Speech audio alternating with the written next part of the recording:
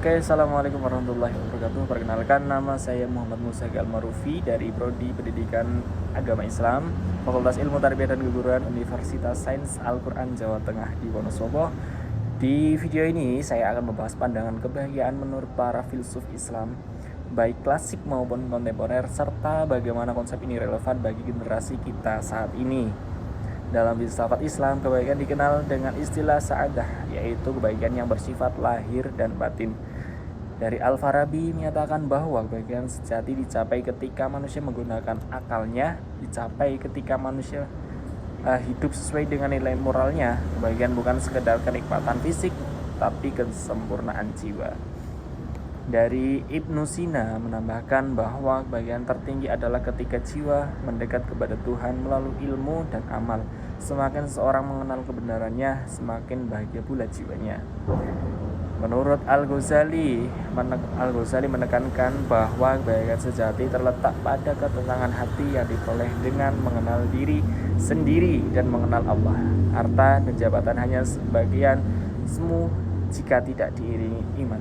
Dari para filsuf kelas ini kita melihat bahwa kebahagiaan bukan tentang memiliki banyak, tetapi menjadi lebih baik secara rohani. Di era modern saat ini, pemikir seperti Sayyid Hussein Nasir mengkritik konsep kebahagiaan modern yang terlalu materialistik. Menurutnya, manusia modern kehilangan kebahagiaan karena terputus dari nilai spiritual. Sementara itu, menurut Muhammad Quraisy Shihab menegaskan bahwa kebahagiaan dalam Islam adalah keseimbangan antara dunia dan akhirat, antara kerja, ibadah, dan akhlak. Bagi generasi sekarang yang hidup di era media sosial dan tekanan hidup, filsafat Islam mengajarkan bahwa kebahagiaan bukan soal validasi dari orang lain, bukan pula sekedar sukses materi, tetapi tentang makna hidup, tujuan, dan kedekatan dengan Allah Subhanahu wa Ta'ala. Dengan akal yang sehat, hati yang tenang, dan nilai spiritual, manusia bisa menemukan kebahagiaan yang tidak mudah runtuh oleh keadaan.